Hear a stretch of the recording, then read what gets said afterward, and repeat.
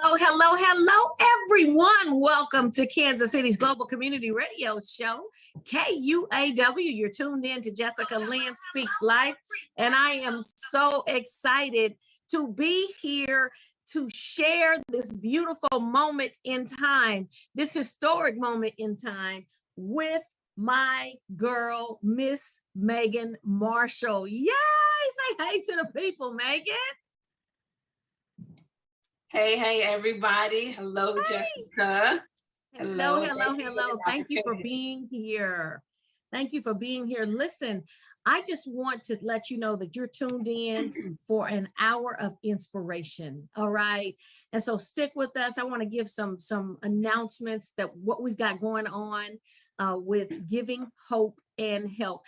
Giving Hope and Help is a nonprofit organization that supports domestic violence survivors, and supports the shelters in which they live in, as well as ends period poverty in domestic violence shelters across the country and globe, as well as in girls' organizations, women's organizations, menstruators. Wherever there's a woman, there's a flow. Wherever there's a menstruator, there's a flow.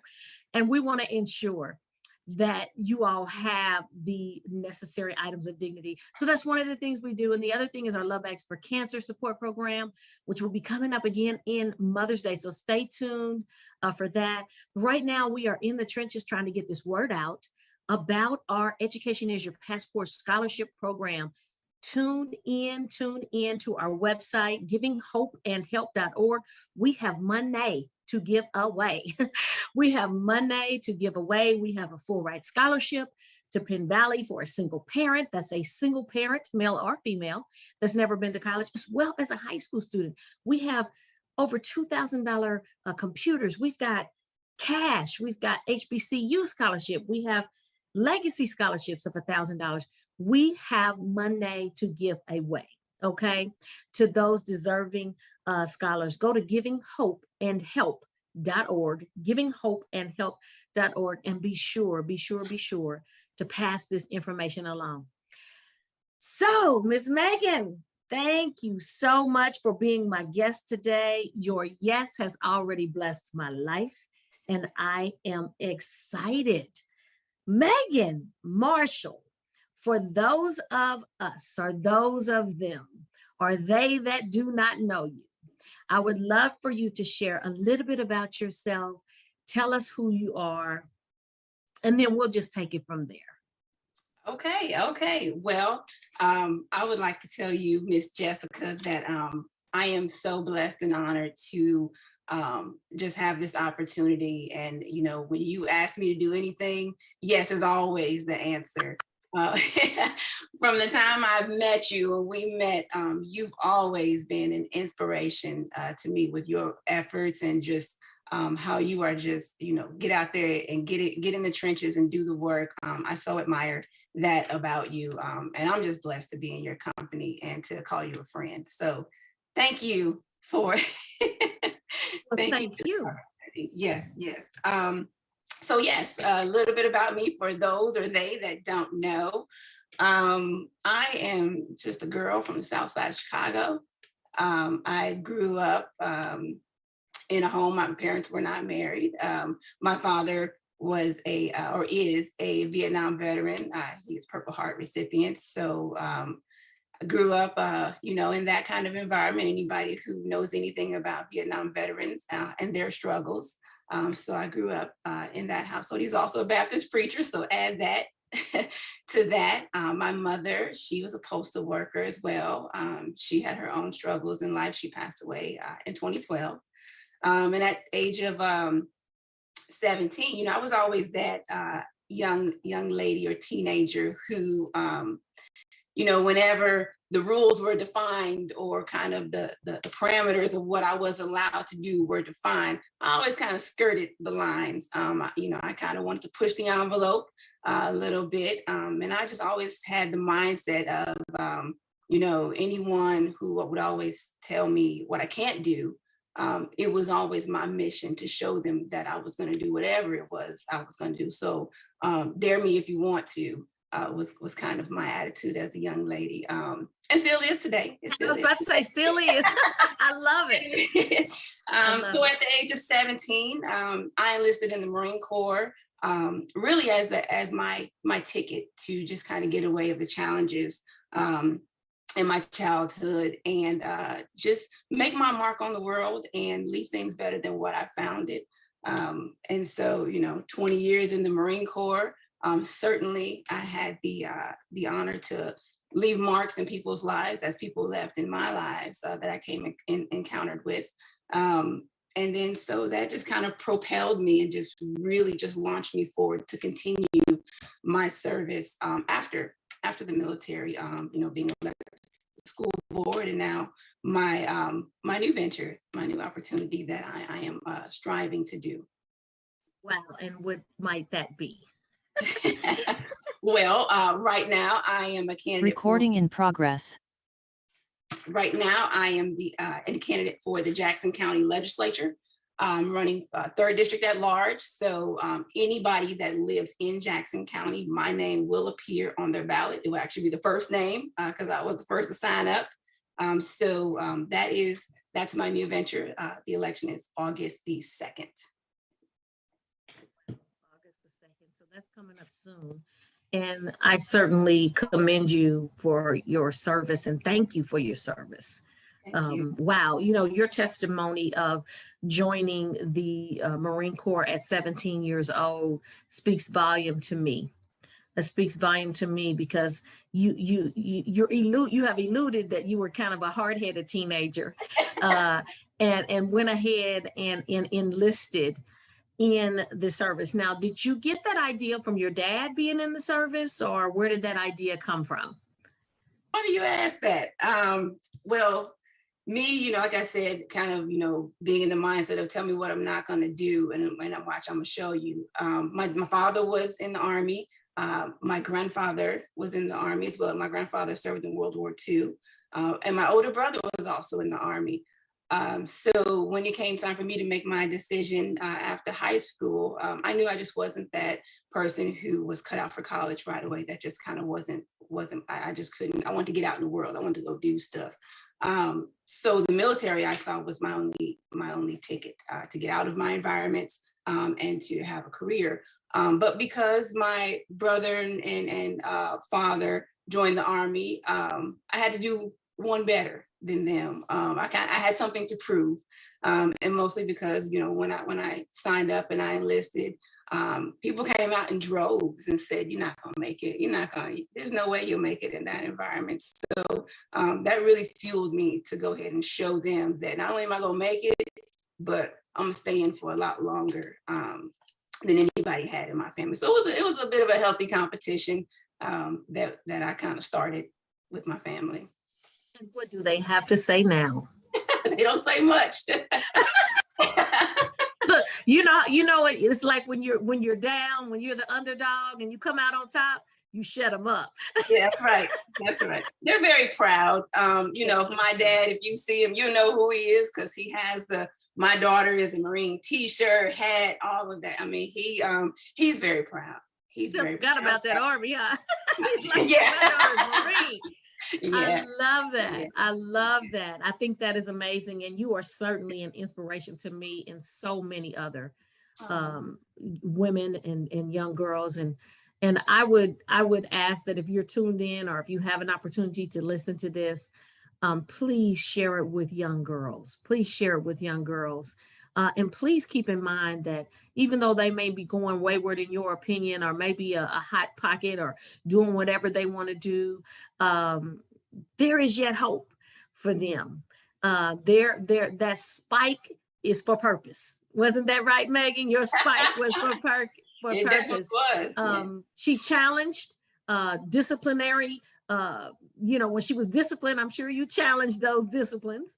And that is what made her survive and be such a decorated. Tell us a little bit about your decorations, if you will, in the service, some of your accomplishments. I always say decorated officer. I don't know if that's politically correct. Is that correct? Help me. It is. It is okay, politically correct. Good. I would say my accomplishment that I'm most proud of is that I made it. I made it through 20 years. You know, when I joined as a young girl, 17, like I said, and went away, about a year or two later, you know, I got married, you know, had a daughter. And so enter in, you know, the normal challenges or you know, the everyday challenges of just trying to be a wife and a mother.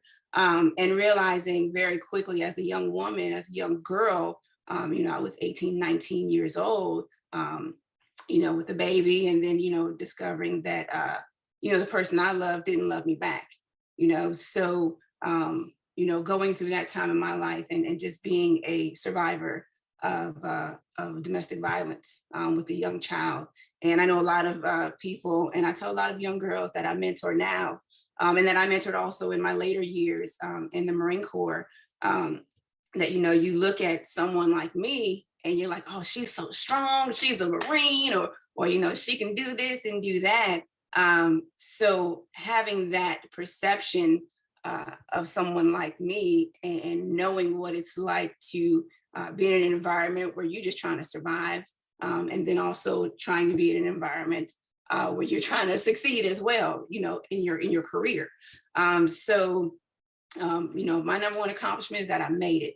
I had wonderful mentors around me, men and women, older women who saw something in me that I didn't see at that young age, and they poured into me. So, you know, as I made my way through my challenges and kind of, you know, define for myself what my expectations were and what I wanted and what my path was going to be, I started to pour into other young girls that came up under me.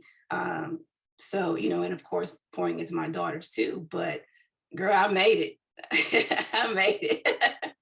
Never would have made it. Yeah. Amen. I was listening to that this morning, and I just know that I, with you, Miss Megan, never would have made it without you, meaning God. That's right. That's right. Wow, in three person, God, Jesus, and the Holy Spirit. Amen. Right. And so I'm just so proud of you. I'm just so proud that your journey has led you here on this radio show, March the 22nd, 2022. And one of the things that I want to let people know is, regardless of where you are right now in this moment, you can't see far ahead enough to what God can see. And so all you have to do is keep looking forward, and you're going to run into it. Keep walking forward, keep looking forward, forgetting whatever's behind you, and keep going forward. This young lady just told me that she did 20 years in the service. She don't even look 20. Girl, I feel it. A little bit older, but not much at all. And so you're just an inspiration. And so I do want to share a little bit about you breaking and making, breaking the glass ceiling in Lee Summit, Missouri. You know, I used to be a Lee Summit, Missouri resident and a mother in the Lee Summit School District. My children graduated from Lee Summit West. One just snuck in on me from out of town. And so I'm just like, I didn't know he was coming in today, but I was a Lee Summit West mother for 8 consecutive years. Lee Summit West parent, I should say. Lee Summit West High School parent for 8 consecutive years. So when my daughter graduated, my son came in the next year. So I just couldn't believe that last parent-teacher conference in 2018, and it has been over ever since. It's just but a minute. But I think the representation that you are now holding in the district is amazing. As the first Black, and I'll let you finish that up. Well, it is amazing. And I would be, you know, remiss if I didn't say I'm proud of myself for, you know, because far too often we don't take time to give ourselves accolades. You know, we hit one goal and we just push right through. So I'm proud of myself. I am overwhelmed by the support in the community that I have, and really across people who didn't even live in the LSR 7 area. You know, I got phone calls on election day from, women who were like, your name's not on my ballot. I'm like, well, ma'am, you live in Kansas City, but Look, they looking for your name, honey. Look, I love it.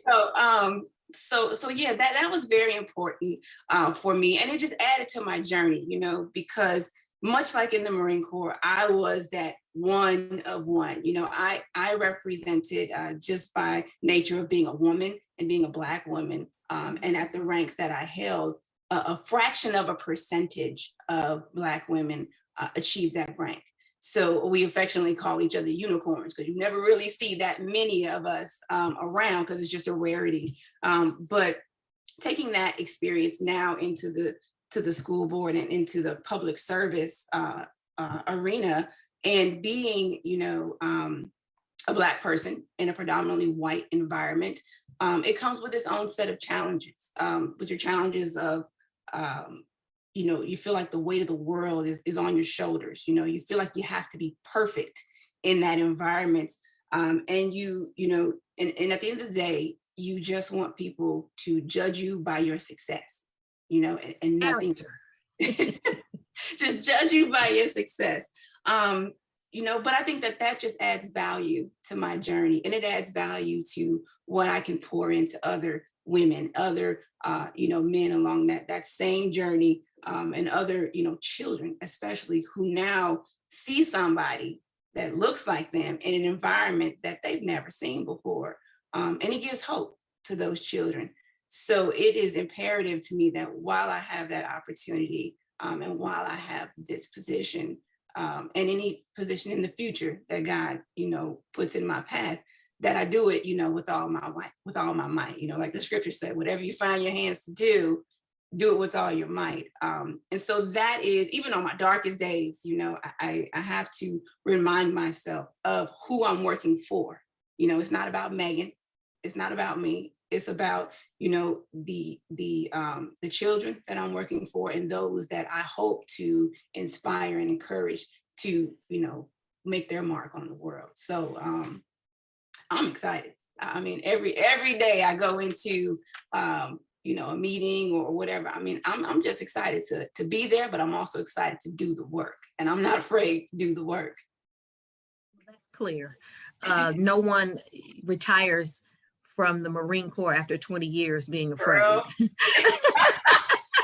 So you are definitely not afraid, and you're up for the challenge. And I'm just excited about just everything that you have done already.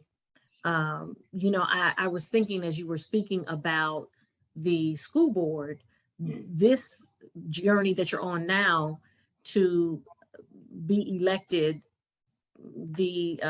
for the Jackson County Legislature 3rd District at large, it's just a natural progression from your starting point. So I'm going somewhere. Okay, let's go.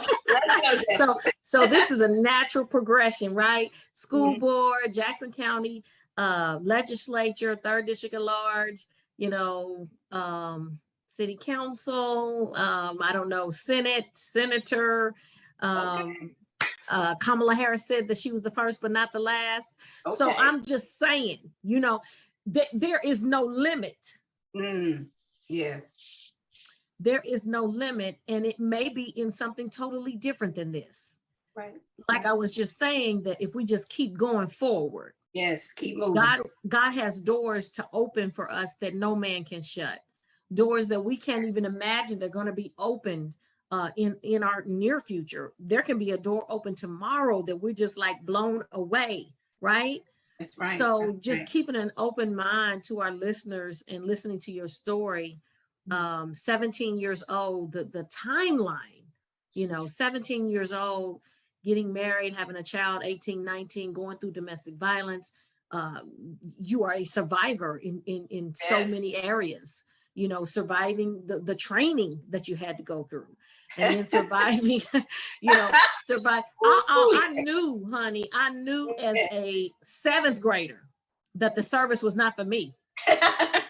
Okay. I already knew in 7th grade when I saw those kids with the ROTC outfits on and marching. I said, "Oh no, that ain't mine. I can't do it. I can't do all them exercises. I hated PE. Okay." Oh man, I tried to take it twice in high school. Oh my gosh, girl, I did not like me some PE. No, but I loved my PE teacher who recently passed. Shout out to Coach Spees and basketball coach. Love my PE teacher. And so I did not play basketball, but I was a twirlette. I was a majorette. So Okay. majorette, and then I was in the I was drill a flag team. girl.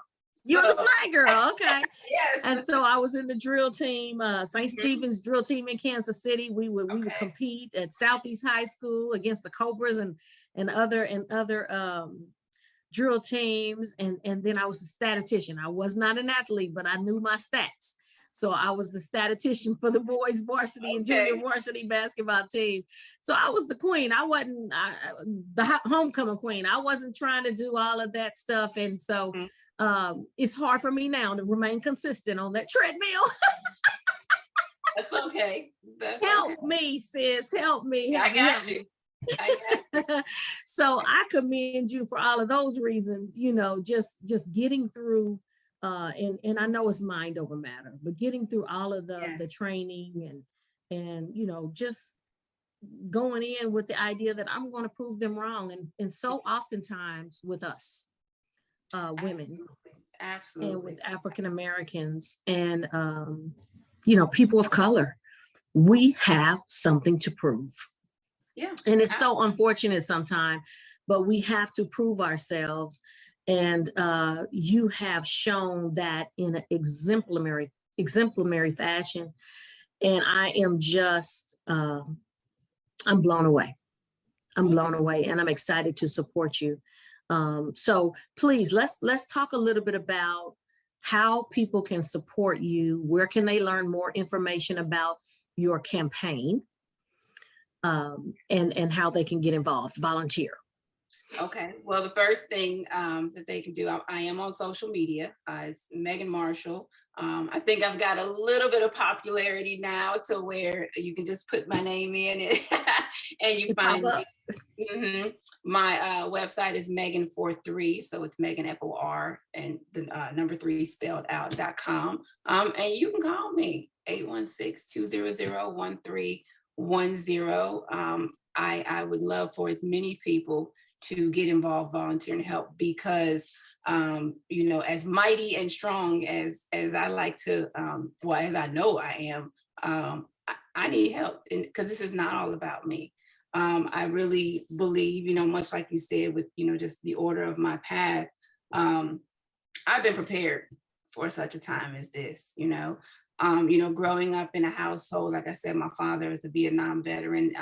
And anybody that knows anything about service members from that era, they came back totally different. So growing up in a household with a father who struggled with mental health, and who struggled to, introduce himself back into society. So living through that, my mother, like I said, a postal worker, she struggled with alcohol abuse and drug use. So, and of course, when you have those type of challenges, mental health comes along with that as well. So being a young girl in that environment, and my parents did the best they could, to raise me with what they had. My dad struggled tremendously with mental health that I didn't understand back then what it was. And we have a great relationship to this day. I have been able to get to the point to where I have forgiven him for, whether it was things I didn't agree with, because I realized he did the best he could at the time and space where he was at. And he always fought, when I sit back and think about it, he always fought to be in my life, to be a part of it in any way that he could. I remember him showing up at elementary school when I was like in 2nd and 3rd grade. He'd show up just to have lunch with me. When I got older when I left to the Marine Corps, I used to write him letters, right? And then more recently, when he came to visit me, he brought me a box, right, Jessica, of all the letters that I would send him, right?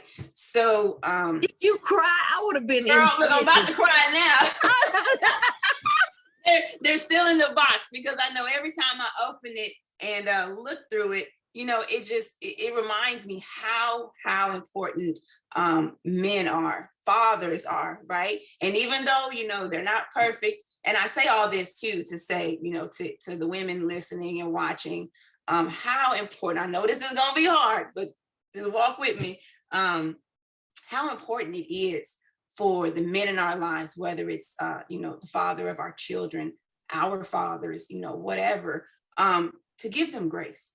You know, they're all going through something, just as we are.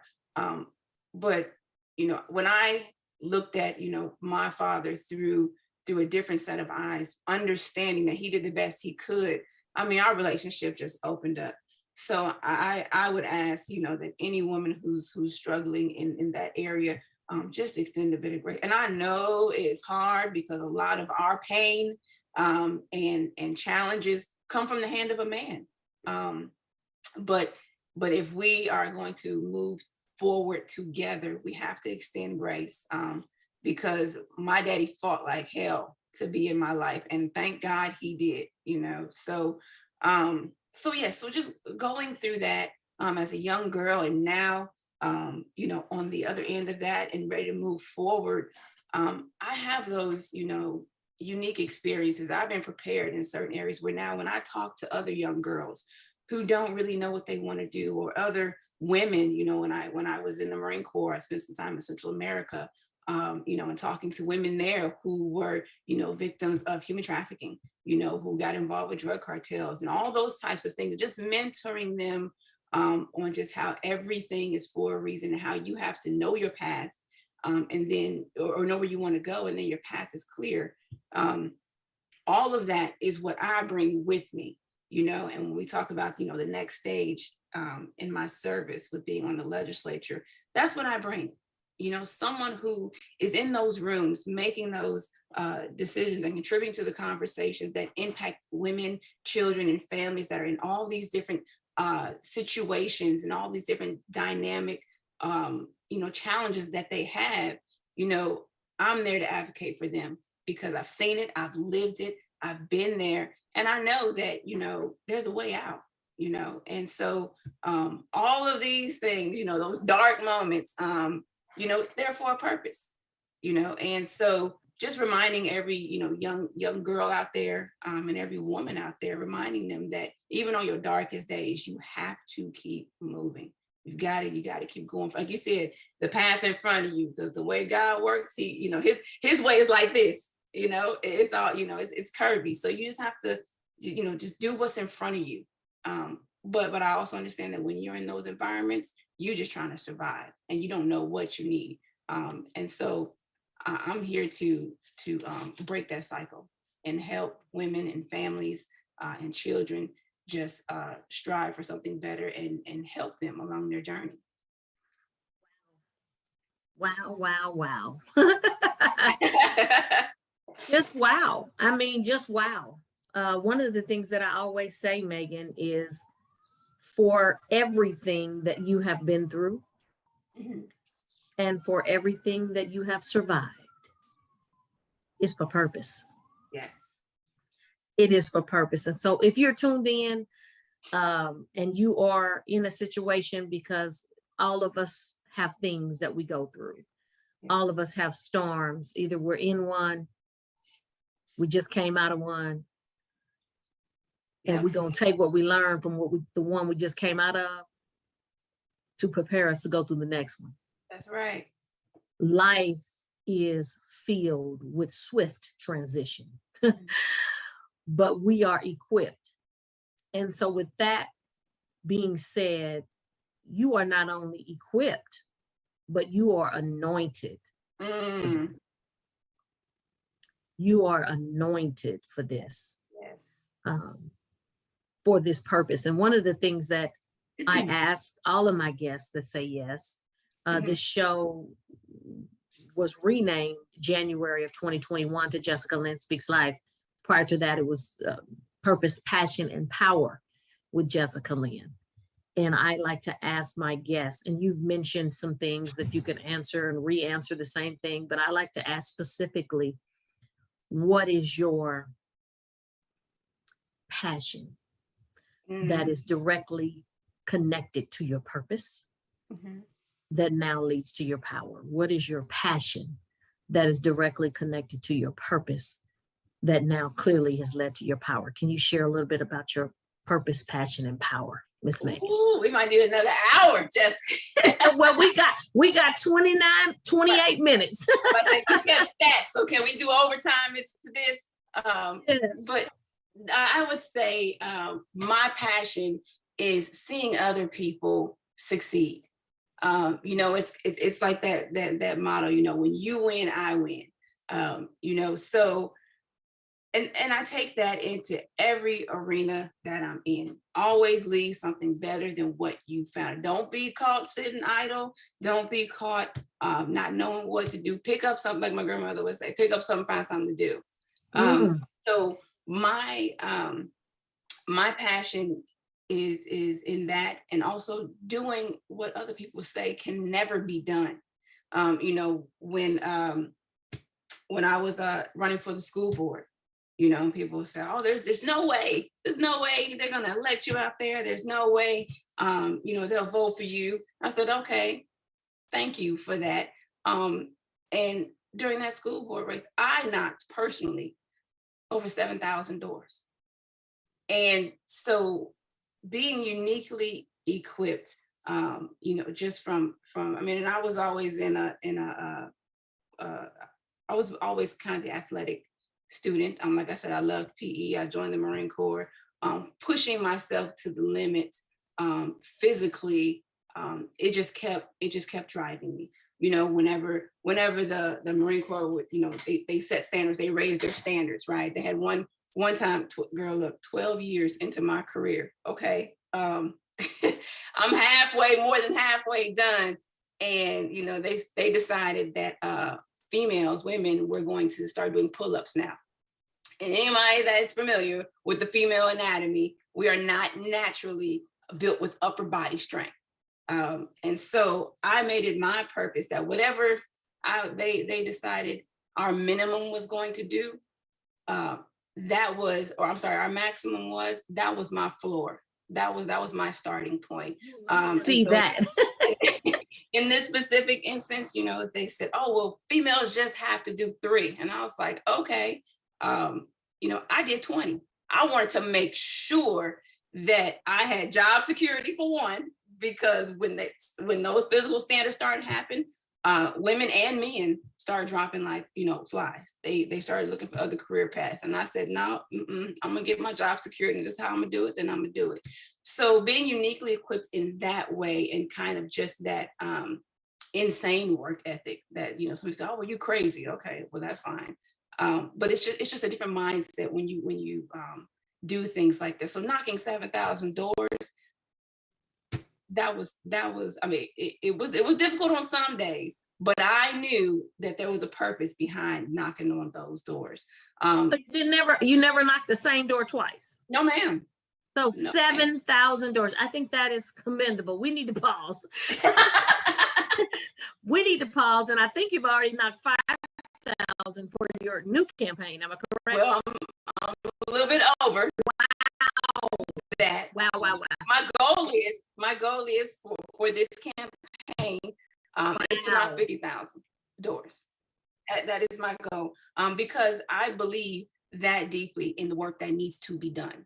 And when you knock on somebody's door, who tells you they've been living in their home for, 15, 20 plus years, and nobody has ever come to talk to them, to ask them for their support, to ask them for their vote, to advocate for them, that speaks volumes about how much the community wants to be involved. And it also speaks volumes too about the ones who are already in those elected positions, and that connection or lack thereof between them and the community.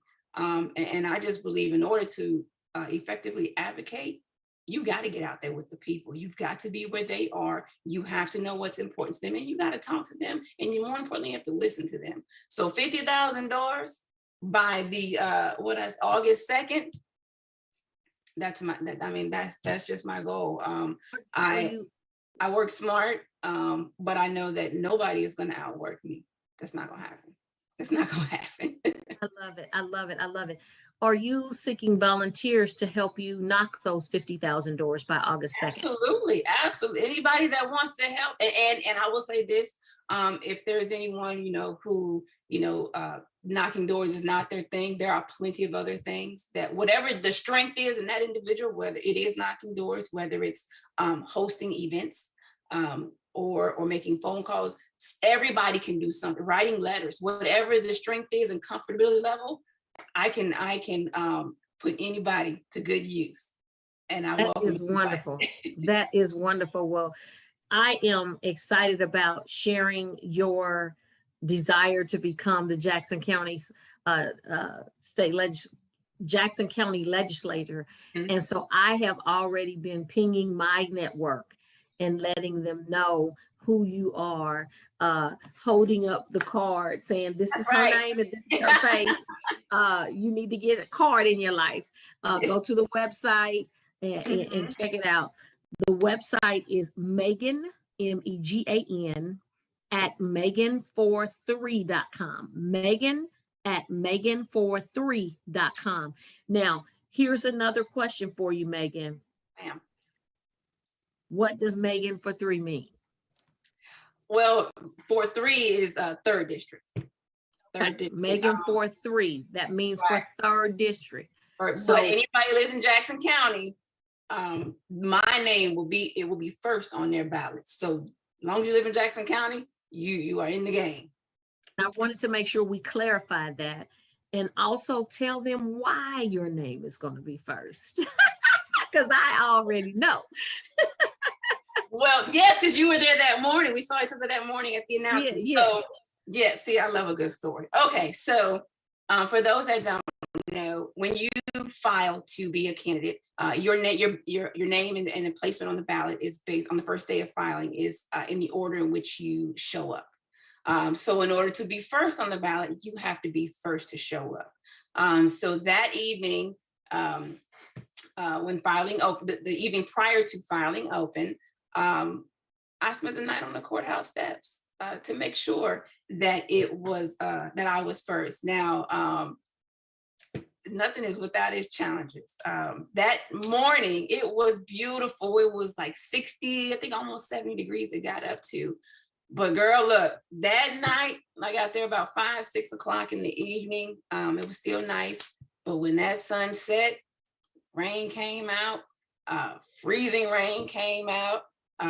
But I was prepared. I had my gear. I had all my stuff. I had my partner with me and he stuck through it with me. So we had the tools that we needed. Even stuff I didn't know I needed, walk out of the house, something just said, well, it wasn't something, it was God that was like, grab that. And I needed all of that. So sitting outside that courthouse steps when it got down to below, under 20 degrees, it was cold, but I wasn't moving. And so that's how and then I did the same thing for school board as well, because I believe in what I'm doing. It's not just passive for me, it's not just, oh, well, they open up at 8 o'clock. I'm gonna show up at 8 o'clock. No, I'm gonna be first. I'm gonna be there. I'm gonna, assess the situation, whatever I need to do, because I care about what is going. If me showing up and being, out in the elements, sleeping out there or, not, if I have to do that, because I know no matter what those elements are, I know it's temporary, and so being out there on those courthouse steps that night, it reminded me a lot of the training environments that I've been in for weeks at a time, and Jessica, I know, when you're a woman and you in those elements and, you got your monthly business going on and all that stuff, you don't have showers, you don't have all those things. It really puts a perspective on what's important, because no matter what, I knew, at the end of that, I was going to a shower. I was going to a home. I knew I was having all of those things on the other side. But there's people in this world who don't.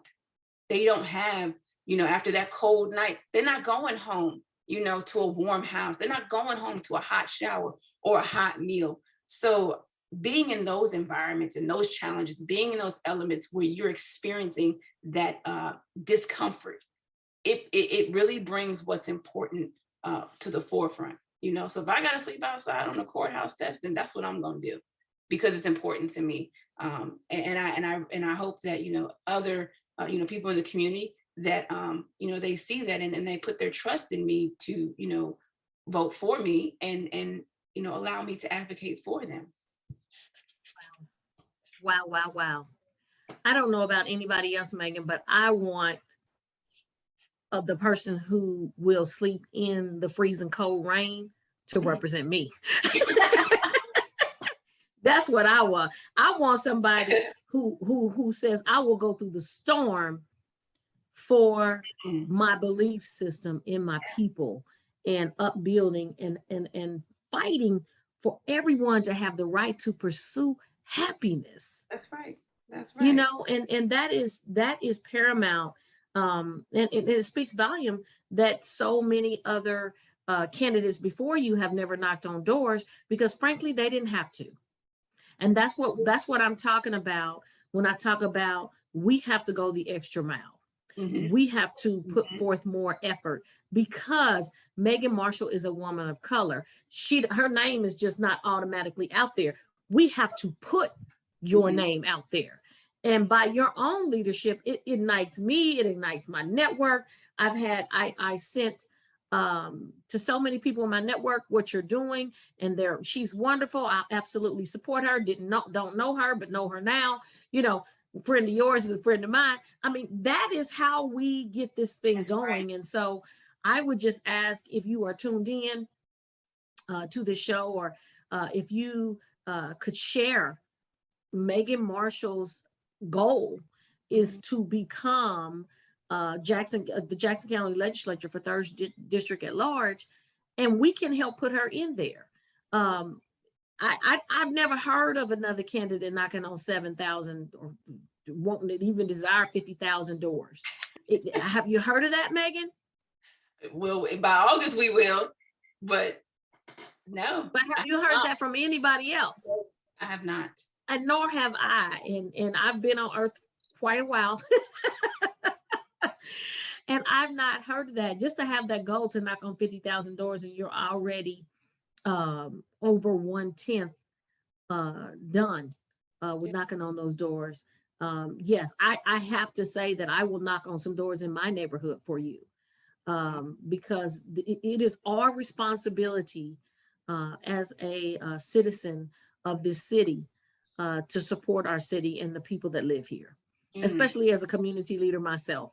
So I have knocked on many doors in my neighborhood for COVID clinics and, you know, just trying to get people vaccinated.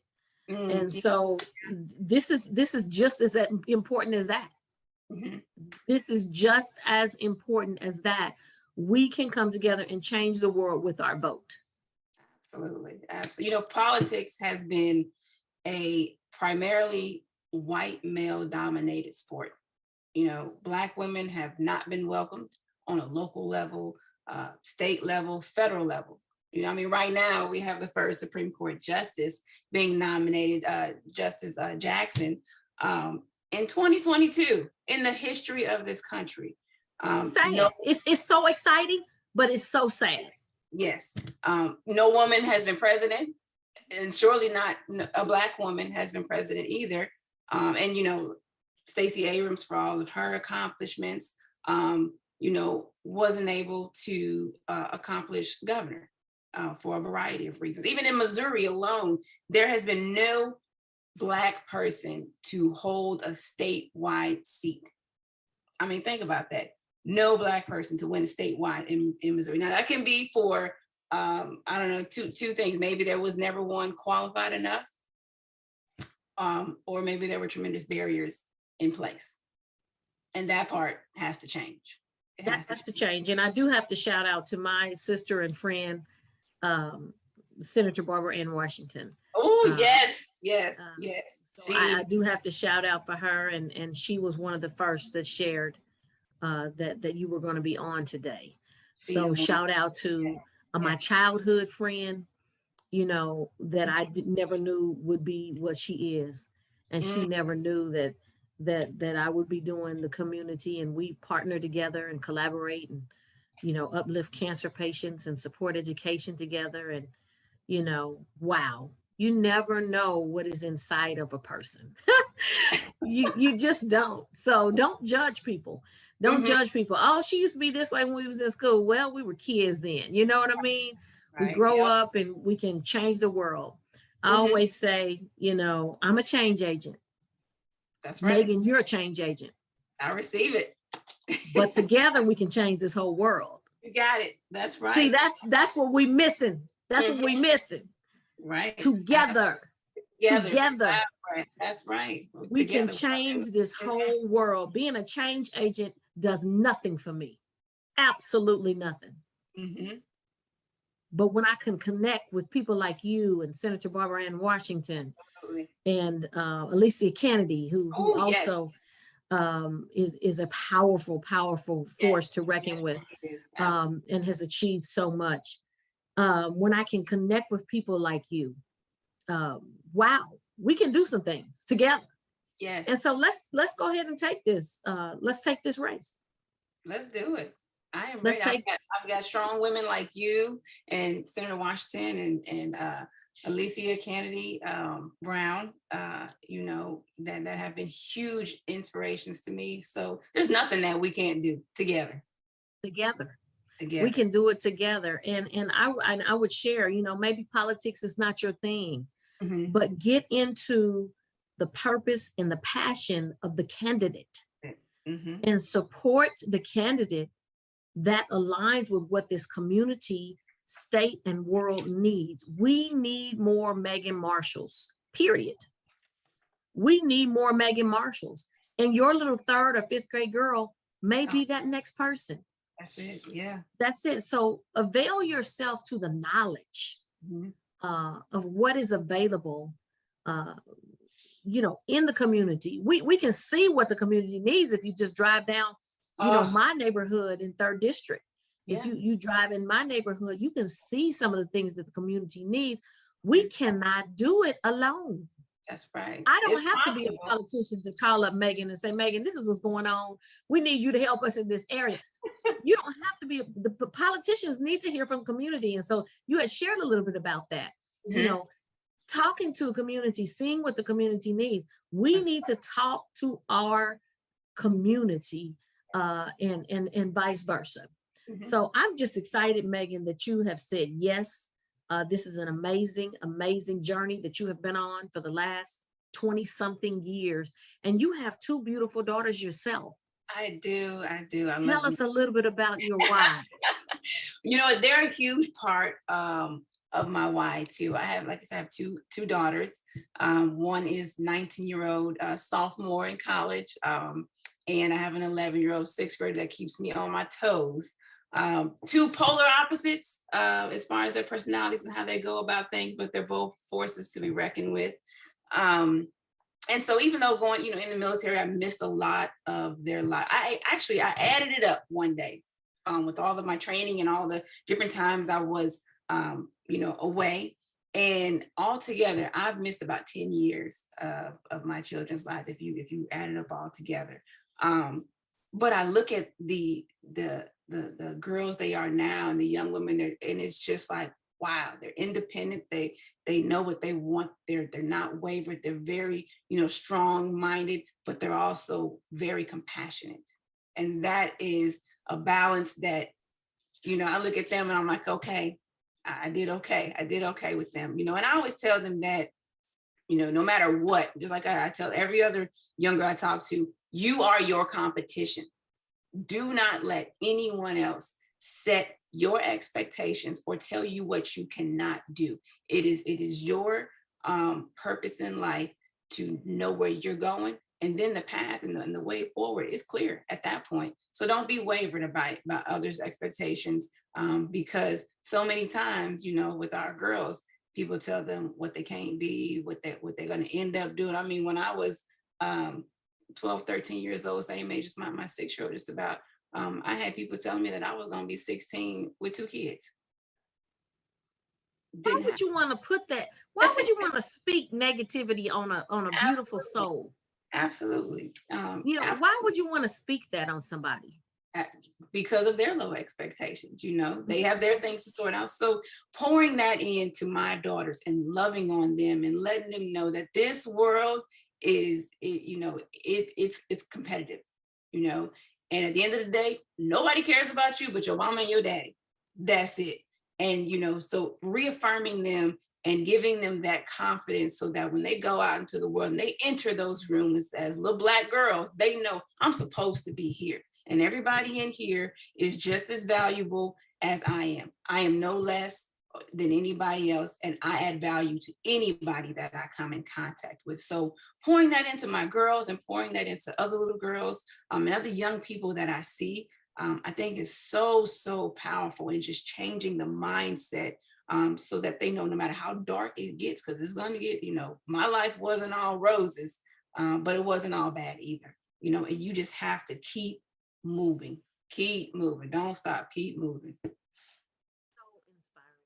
inspiring. Thank you. Thank you for your service. Oh, my honor. Serving equals sacrifice. It does. And so you sacrificed 10 years cumulatively, with raising your girls and having, other family members with them at the time that you were out of the country and this, that, and the other for the community. Yeah. So my challenge and my question, and I can ask this challenge because I sacrifice every single day of my life, because my mission is I live to give. Yes. And that's not everybody's mission. I understand that. But my husband and I were speaking earlier today about giving. And he was saying to live on this earth, take in all of the goodness that you get, survive through all of the storms that you've survived through. How dare you not give to somebody else? That's right. How dare you not stop by the hospital and pray for somebody? How dare you not give a phone call and just say, hey, I'm thinking of you? How dare you not buy someone's drink at the store, buy their meal, somebody you don't know? My husband and I, we blessed this couple, two women. They had no idea. They had no idea. And I know they're talking about it to this day because we were at a nice restaurant. Mm-hmm. And we just said hi to them. That's it. That's all we said was hi. And we told the waiter, we're going to take care of their bill today. Yeah. And we didn't see their face or anything because we left before they even got their bill. It's not your business. That's right. You see what I'm saying? It's not your business. Mm-hmm. If this woman, Megan Marshall, can sacrifice 10 years of her life of raising her own children for the community, I'm not saying that you have to do that, but I'm asking you and challenging you to sacrifice something from yourself to give to someone else. It could be simple. Every single day of your life, I challenge you to give to someone, to something. I say it is the rent I pay. That's right. Being here. Okay, on this earth. It is the rent I pay for being here. I cannot even pass a homeless person. When my children were growing up, they mama, are you going to give it to them? And I always operate by the Holy Spirit. I always say, I'm going to give them something if the Holy Spirit tells me to. That's right. But if my kids are in the car, it don't matter what the Holy Spirit say, because they're going to be like, mama, you going to give them something. And so, and that's good teaching, right? Mm-hmm. Yes. That's good teaching because it's showing your children how to give. And so, Megan, because of the sacrifices that you made, your daughters will be phenomenal mothers. Yes. Even if they don't go into the service, they will sacrifice for their children. Now, we as mothers, we sacrifice naturally. Yes. You sacrifice naturally and intentionally. That's right. Yeah, in order to do that, you have to. That's right. So don't get it twisted. My challenge is not natural sacrifices. My challenge is intentional sacrifices to make this world a better place, to ensure that the people that you encounter, the people in your network, have the right to pursue happiness. That's it. The right. It's a right. That's right. They It's have not. the right to pursue education, Yes. health care, Yes. equality. Yes. Come on now. Yes. If you see something that's not right, Say if something. you are Yes. operating in the right spirit, Mhm. they will receive it Yes. when you speak. That's You right. can't say something in the wrong spirit, No. And we got to but walk you by can faith. use your authority. You can use your authority in the right spirit and speak. And you can change the atmosphere That's right. by your sacrifice. Absolutely. So we're talking about, I don't know how we got here about giving, but anytime a woman tells me she lost 10 years of raising her children, she has given and she is a giver. Yes. And so I commend you for that. We have a hard time. I had a hard time cry for a week when I had to go back to work after maternity leave. Oh, yes. We can talk about that all. Yes. Yes, yes, yes. That's, yeah. And you out of the country with your babies? There's nothing more tolling on a young mother, 19, 20 years old, than dropping her little 6-week-old baby off at daycare with all these other babies and having to go to work and go training, try to figure out this whole breastfeeding thing and all of those things you just want to do right. And just feeling alone, abandoned, not knowing. I mean, postpartum is real. It is so real. And speaking our truths about that will help break that stigma and help other women and families that are experiencing that. And so I encourage every woman to lean into that. Just speak your truth and watch how many people you can inspire and help. And it's also very, very therapeutic for you too. With mental health, I'm telling you, it's got all of us, and we have to learn how to lean into it and use it for our strengths. Oh my goodness. When I say I love me some Megan Marshall, I love you back. Let me tell you something.